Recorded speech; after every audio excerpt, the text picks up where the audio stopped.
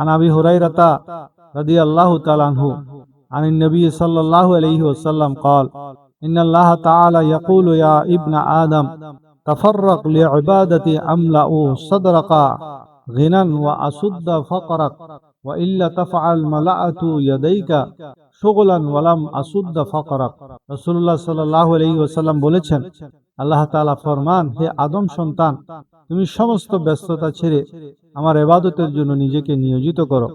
আমি তোমার অন্তরকে ধনে ধ্যানে ঐশ্বর্যে পূর্ণ করে দেব এবং তোমার সব অভাব দূর করে দেব।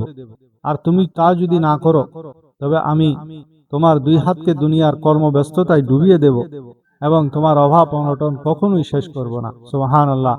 ফর্মুলাটা কত সহজ দেখছেন। আপনি আল্লাহর হয়ে যান, আল্লাহ দুনিয়াকে আপনার গোলাম বানিয়ে দেবেন। দুনিয়া আপনার হাতের মুঠোয় চলে আসবে। আপনারা দেখবেন অনেক লোক রাত দিন কাজ করে, ঘরের সকলেই চাকরি করে, ইনকাম করে, স্বামী স্ত্রী পুত্র কন্যা সকলেই কাজ করে, তবুও ঘরের অভাব দূর হয় না। সকলেই প্রচুর ব্যস্ত, তবুও অভাব অনটন ছাড়ে না। কিন্তু সে যদি আল্লাহর ইবাদতে সময় হলে সকল ব্যস্ততাকে একপাশে রেখে নির্ঝঞ্ঝাটভাবে একাগ্রতার সাথে আল্লাহর ইবাদতে মগ্ন হতে পারে, দেখবেন আল্লাহ কিভাবে পুরো দুনিয়া তার হাতের মুঠোয় এনে দেন।